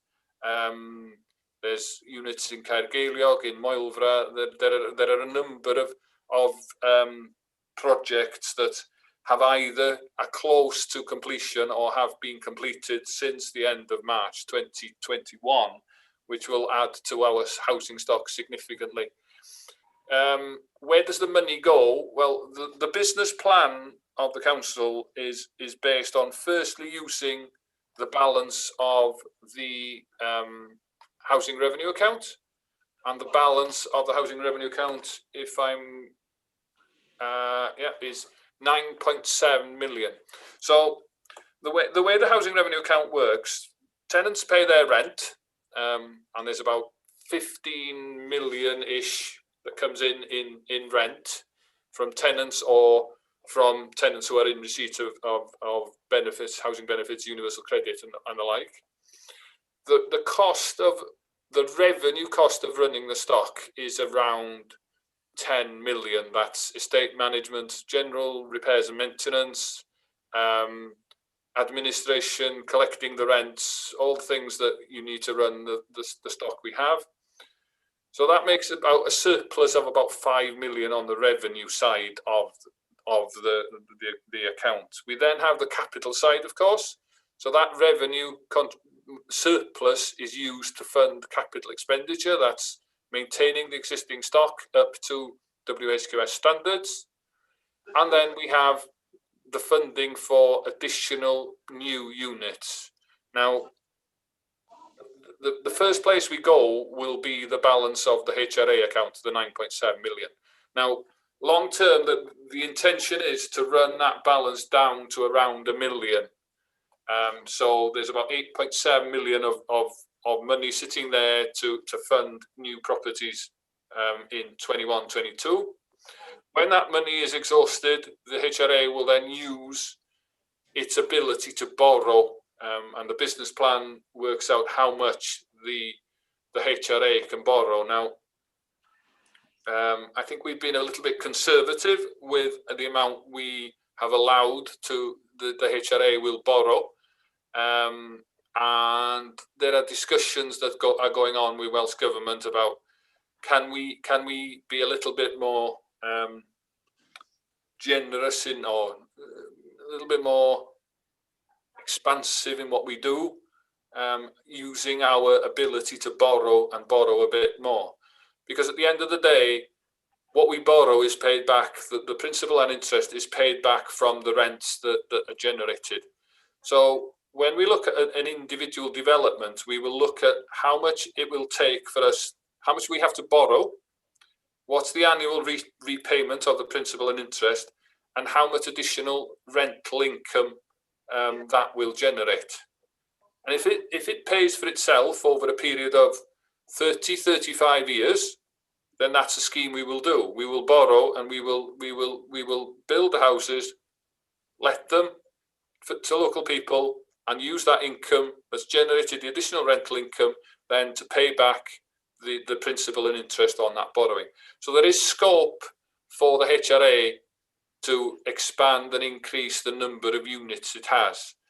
Of course, there are constraints on that. First of all, we need land, then we need contractors, then we need people to put a project together and a project team and to run it and do the negotiations with our developers, because we can, and what we have been doing is developers have been building properties at their risk, and then we buy them off them as completed units, or we can contract ourselves and pay contractors to build units for us on our land. So there's a bit of a mix, but all of that needs managing. So yes, we'd like to do more quickly, but there are constraints around land, contractors, and the internal capacity to do all this work. But I don't know if you've read the business plan.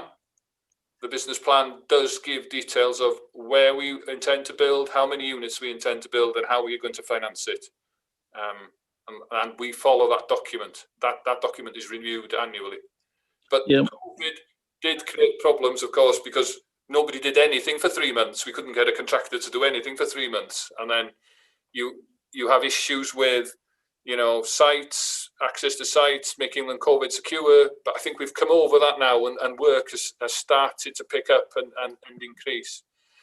The council also intends or plans to buy around 10, 15 former council houses that have been sold under the right to buy scheme. We do buy them back when they become available, if they're in the right area where there is housing need and the price is right, and the cost of bringing those properties up to WHQS standard isn't too prohibitive. So it depends how the property is being maintained, because any property that we buy back, we can't let until it's reached WHQS standard. So we do buy some back as well. But the selling of properties also sort of died a death for 3 or 4, 5, 6 months during the lockdown periods as well. So that also reduced the numbers of those type of units that we bought back. Mark, thank you for that, some of that information. But my point is, at the end of the day, we've managed to acquire, and you say it's more, and I will look to see those figures, 1 flat and 2 houses over a 2-year period. We have 500 plus on a waiting list. We have another 500 in homes which you wouldn't put anybody. They're just dire. And I'm just worried about, because I'm aware of how private houses are being bought at the moment. They've been, as soon as something's up, it's being sold. But we still have this dire need to supply some type of housing with council support for these people who are in such terrible situations. And I'm thinking to myself, you have £11 million in reserves, much more than I've ever seen.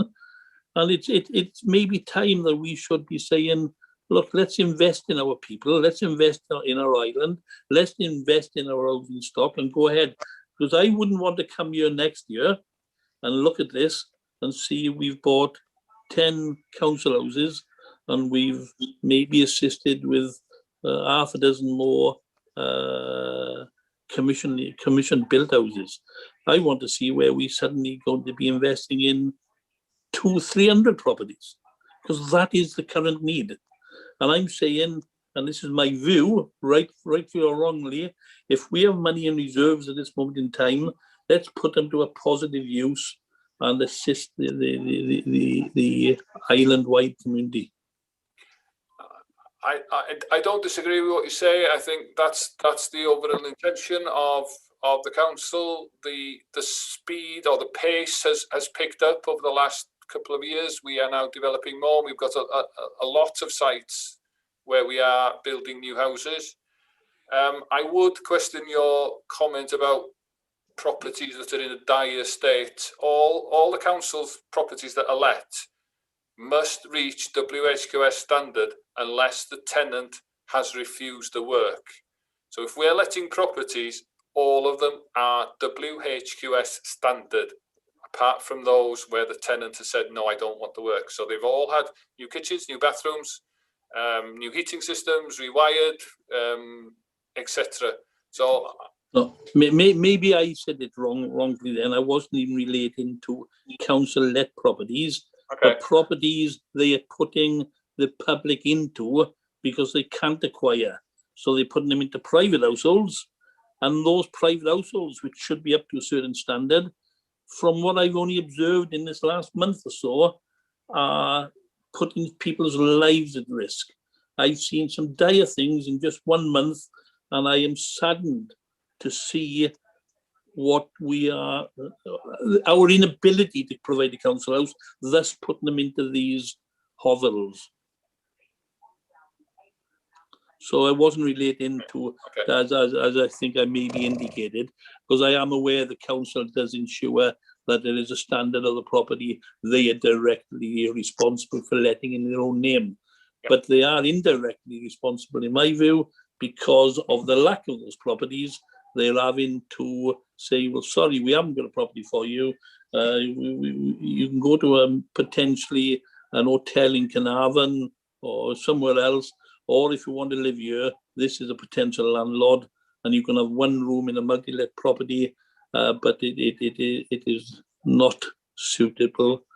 And especially with emergency housing, I've seen one particular case, and obviously for data protection, I wouldn't mention that it's private, but I've seen one case where some of the family, in my view, of an health and safety risk, which potentially puts one or more of the family in dire risk. I've already brought it up with the council, so this is not maybe the area for that. But I was only interested in this because I suddenly become aware of the lack of progress. 2 houses, 1 flat in 2 years. And though you were telling me there's a lot more, I'm going to ask a question somewhere to show me where all this new housing stock is and how we get some of the names off the 500 plus who are on the list into them. Mr. Cadeirydd. Thank you. Can I just, I was going to call in the chief executive. I could see her waving. I'll take you before anybody else, and you can respond to Yes. Thank you. Diolch yn fawr, Cynghorydd Jeff Evans, am godi'r mater. Mwyn I chi gael mwy o fanylder a mwy o ofyn cwestiynau, mae'r sesiwn briffio nesaf I bob aelod etholedig yn ymwneud â materion tai ac yn canolbwyntio ar faterion tai.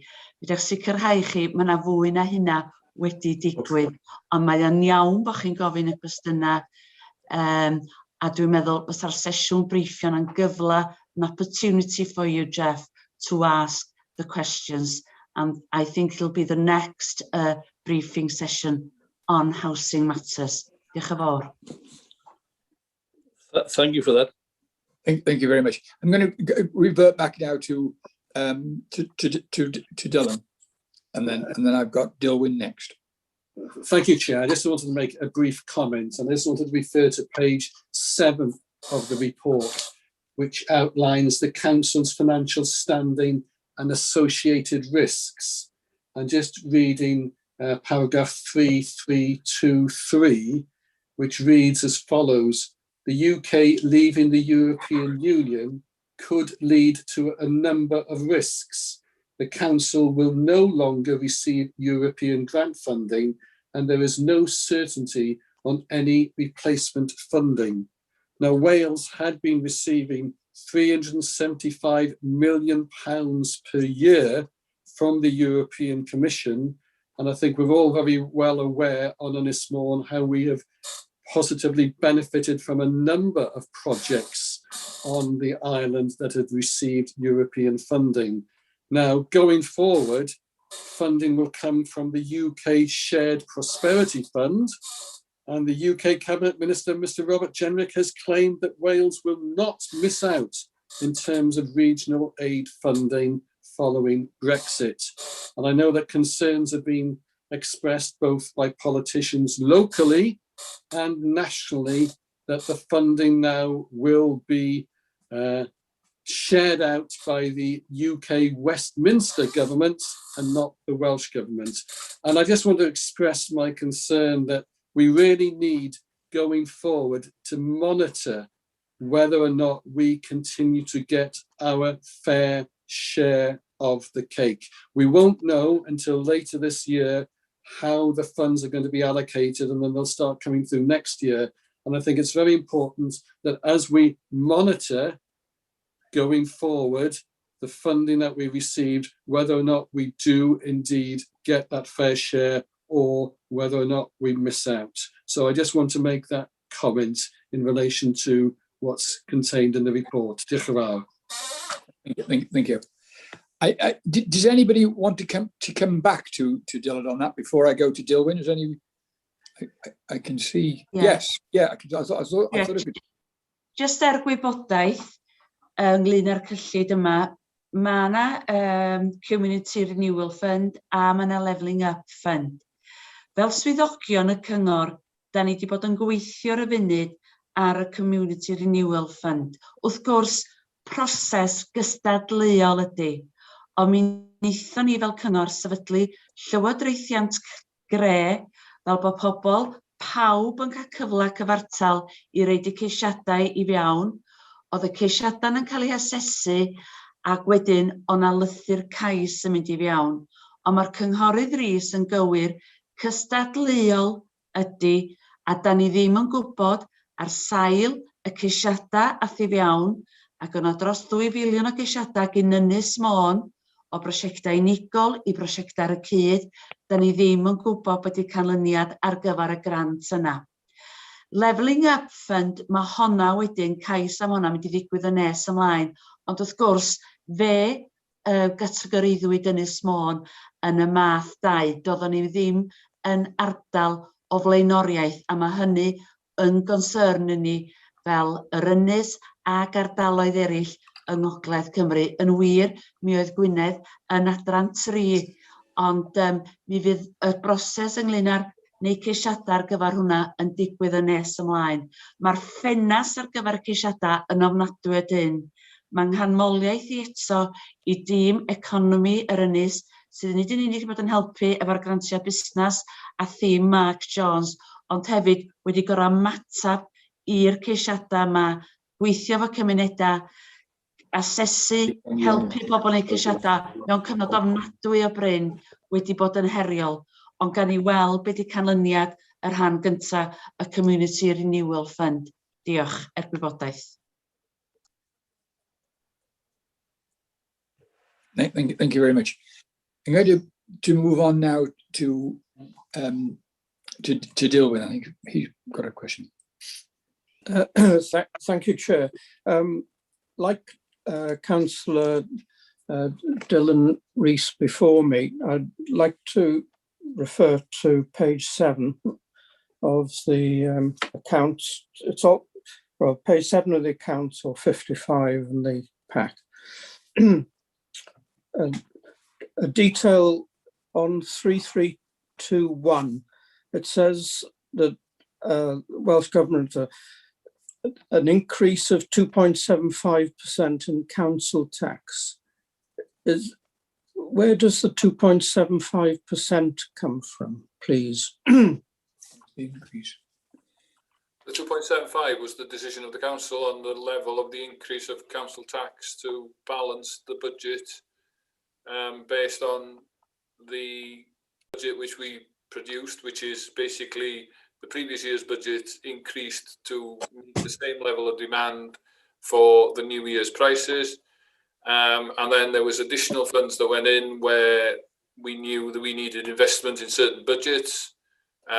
You then take off what we receive in the aggregate external finance from Welsh Government. That leaves a balance. That's the budget requirement funded from council tax. We know what the tax base is. We divide one from the other and we get a figure of what council tax has to be. And then that works out to be that 2.75 increase in the Band D equivalent council tax. That's just the council's element, not the police element or the town and community council precept element. Okay, thank you very much. And on the same section 332, if I may, we know that the general balance and general reserve have increased this year. I note that the plan or likelihood in the future years is that as services are increased, recognising the fact that COVID has had an impact. I'm very sorry, Jeff. You couldn't put your on mute, could you please? Sorry, we can hear you talking. I'm sorry. Sorry. The issue is whether it is a good idea to use reserves to fund financial expenditure. I know this has come up in previous years. There was a report which we looked at last September, I think, from the Welsh Audit Office that was certainly described as unsustainable, the practice of continued use of reserves to fund any deficits and planned revenue expenditure. Now, the council has agreed that the minimum usable reserve should be, I think, sort of 5%. But there seems to be a dichotomy here between the intentions of the council to reduce the general balance by spending it on revenue, and the Wales Audit's report that such a thing is undesirable. Could I have a response to that question now, please? Yeah, first of all, apart from the 21-22 budget, there has been no planned use of reserves to balance the budget. That's different to what other councils have done. Some of the councils have used their reserves to balance the budget. The decision here has always been that we will set a budget and fund it from the AEF and council tax. This year, 300,000 of reserves has been put in to balance the budget. The comments from Wales Audit Office was regarding the level of overspending which happened in 2 years, in 17-18 and 18-19, where the council overspent its revenue budget, and then that is funded from the council's general balances. And what happened was that the council's general balance fell below that 5% minimum, 5% of the net revenue budget, which is around 7 million. So we got down to, I think it was around 5.7 million, if I remember. Over the last 2 years, 19-20, we underspent, and that took the balance of the reserves back up to the 7 million starting point, which was just under that 5% minimum figure. And this year, of course, we've underspent significantly again, 4.5 million, which has taken that balance up to 11.5 million, which is around 8% of the net revenue budget. So the council's balances have improved, and they're in a far healthier position than they were 2 or 3 years ago. The question is, what should that carrying value be of as a minimum value of general balances? Now, my concern is that as we open up during 21-22, that the demand for services will increase. Now, we've set a budget based on normal level of services. So if you take something like children's services, where the number of referrals went down during 2021.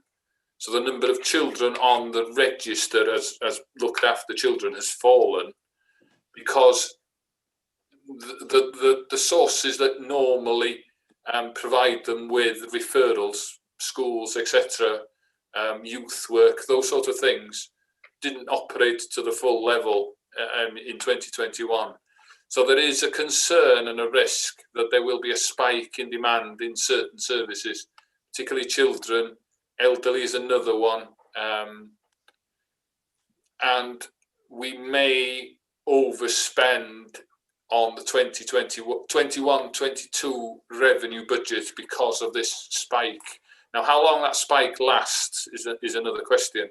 So my concern is that people will see a balance of 11.5 million and think, oh yes, we can go on a spending spree. I'm trying to be a little bit more conservative and say, perhaps for the next year or two, that 5% minimum balance needs to be a little bit higher.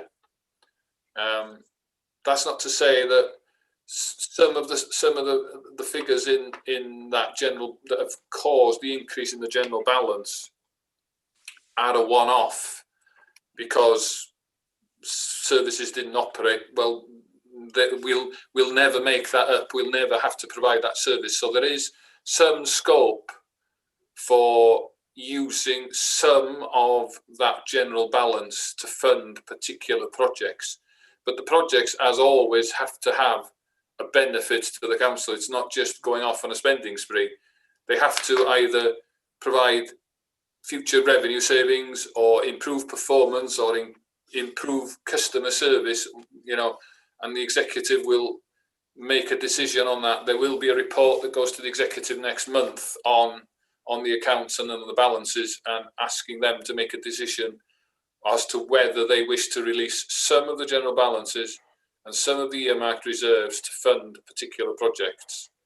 So at the moment, like I say, the balance is healthy. There is some scope for some use to fund projects that bring a benefit. It's not just funding normal revenue costs, but like I say, there is a risk that 21-22 the council will overspend because there will be an increased call for services.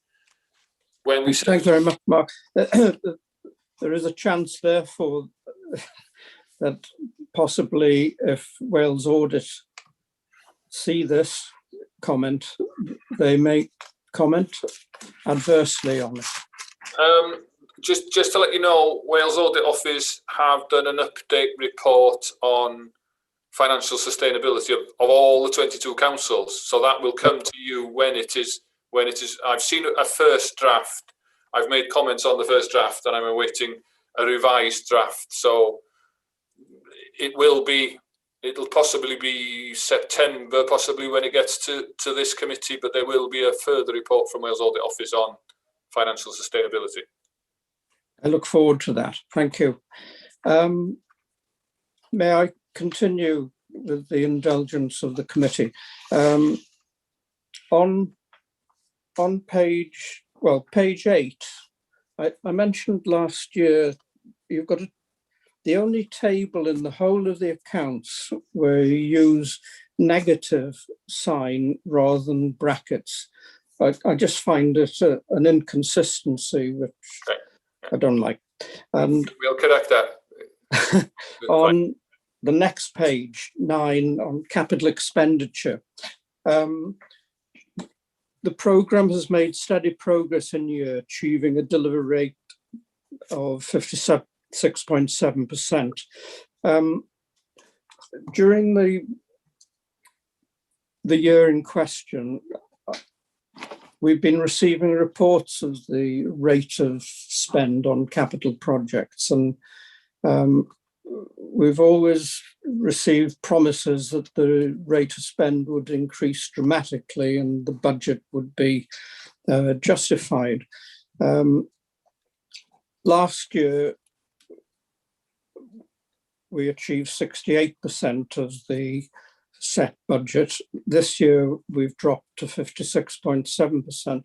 I'm just wondering whether we should continue as a council to overestimate the budget for capital spend, because it seems to me as if that's what we're doing.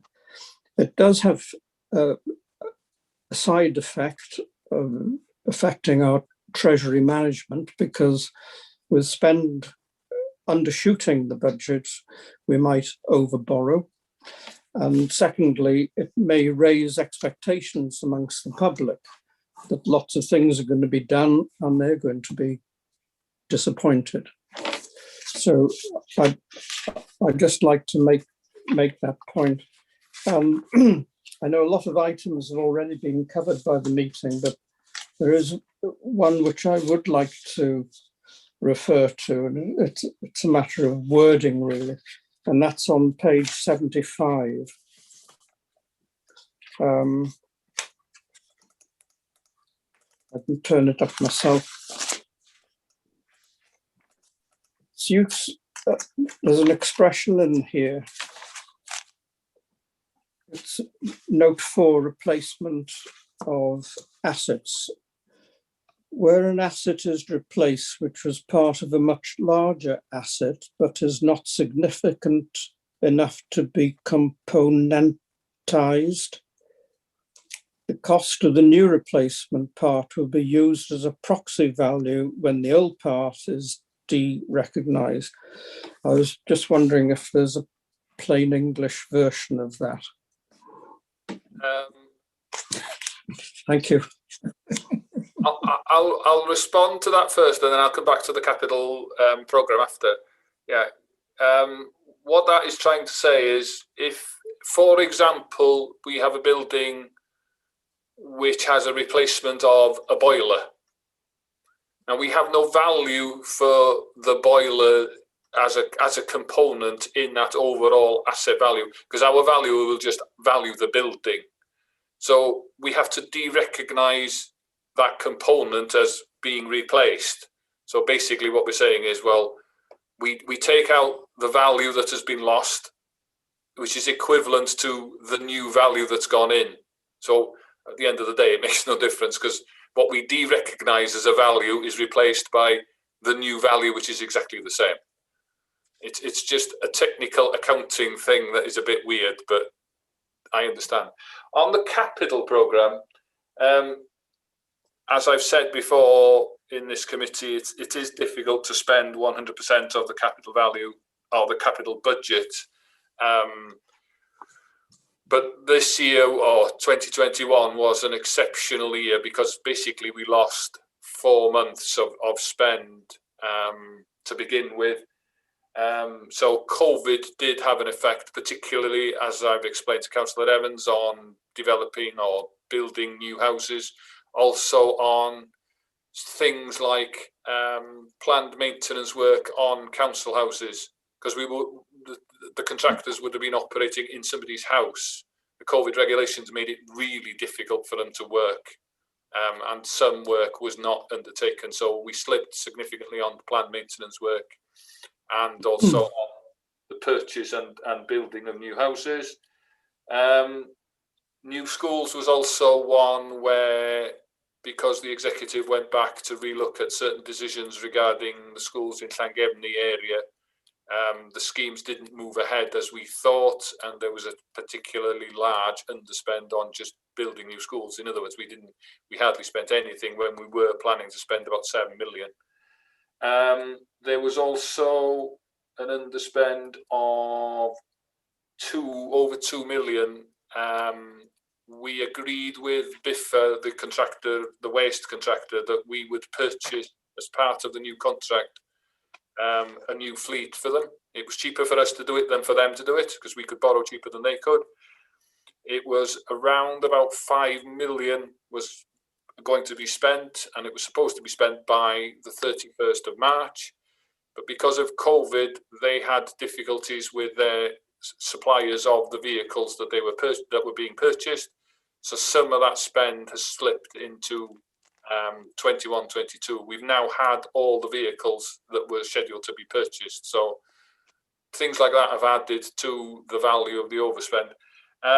This is something that the finance scrutiny panel have also raised as a concern and have asked me to look at whether we can set the capital budget earlier than the revenue budget. Because what happens is the capital budget isn't set until March. So by the time you've set the budget, you've then decided what you're going to do and gone through a tendering process, you've lost possibly April, May, June, when works could be undertaken. So the programme is skewed at the moment that it actually is planning to undertake works during the winter months, which isn't the best time to do capital works, particularly outside. So if we can change the timetable of setting the capital budget so it's done earlier, so the tendering processes are then done in possibly January, February, March, so contracts are ready to go in April and May, we can pick up the spend and increase that level of spend. So that's one thing we're looking at, if that's possible. So yeah, we understand the concerns. Last year was an exceptional year in terms of difficulties, but yeah, we do generally underspend, as you've pointed out before, and we are trying to find ways of improving the way we spend. It looks to me, Mark, as if there's a question mark over the council's ability to spend capital at the rate which are talking around 50 million a year, because of the inability to meet that budget on a consistent basis. And although getting the budget set earlier would obviously be very, very helpful, at the moment we're in a situation that because we're underspending, it suggests to me that there are contracts which are, if you like, being let late. So by the time we come into the next financial year, they're already in progress. So a lot of last year's budget has actually been carried out in this year. Yeah. For example, of that 50 odd million, we would have we knew that some of them wouldn't go ahead in 2021. So when we set the 21-22 budget, we reprofiled the spend and included that expenditure in the 21-22 budget. That was mainly the schools. The report on capital monitoring that went to the executive on Monday, the executive approved to slip over 11 million of the underspend into 21-22. So that's how we carry the budget forward. So yeah, you are right that contracts that were let in 2021, perhaps a large proportion of the spend actually will incur in 21-22. But we update the budgets to include that. And that figure of 58 million includes the slippage from the previous year. We also get grants during the year. So we add those into the budget during the year. We may not know about them. Things like flooding grants is a good example where Welsh Government will come and say, have you got a scheme? Yes. Here's some money. Have you got the match for it? Yes. Okay. So we add that to the budget. So there are additions to the capital budget during the year as well. And we gain approval for those as we monitor on a quarterly basis. So the executive will approve those increases to the capital budget through the year as well. Thank you. Finally, I very much look forward to seeing in the Oxford Concise Dictionary the word componentised. Thank you. Thank you very much. I can't see any more hands up. Is that correct? Does that bring it to a conclusion? I think that what we need now then is to accept or to note the draft statements of account. And I'll need a proposer and a seconder for it. Yeah, John Griffith proposes. John Griffiths is proposing, yes. and a seconder. Can I see a seconder? Oh, yeah. Dylan Rees, seconding, Chair. Thank you, Dylan. Yeah. So if we could just go around for the rest of the committee to note these is I think Alan Roberts is still here, so he's just gone. No, I'm still here. I'm very sorry, very sorry. Somebody's gone. You know, the screen keeps changing. Derbyn, accept. You're right. Margaret Rose. Derbyn, accept. Richard Griffiths. I think he's probably gone. Yeah, he sent his apologies. Yeah. Jeff Evans. Oh, sorry. Yeah, but accept, yes. Yeah. And then Dilwyn Evans. Accepted. Well, I think. Oh, all right, that's. Thank you very much indeed. I think that we, in finishing, I think that I know that in the pre-meeting, a lot of credit was given by Mark to Bethan for her work. She hasn't actually spoken. I'm sure she is here, but I think that we ought to note her contribution to everything. And I think the whole team, the way that they've kept to those timescales in a very difficult time, because they were doing a lot of other work besides this, particularly dealing out Welsh Assembly grants and things like that. And I think the committee must be very grateful for all that. Marion is the first time ever I've never heard her speak, but I think she's done it so much previously, but I know she has been here. But I would like to thank everybody, and of course I always thank the clerk to the committee, but she never puts it in the minutes. That I thank her for her diligence in the way that she does the meetings, and does the minutes, and we do appreciate that very, very much.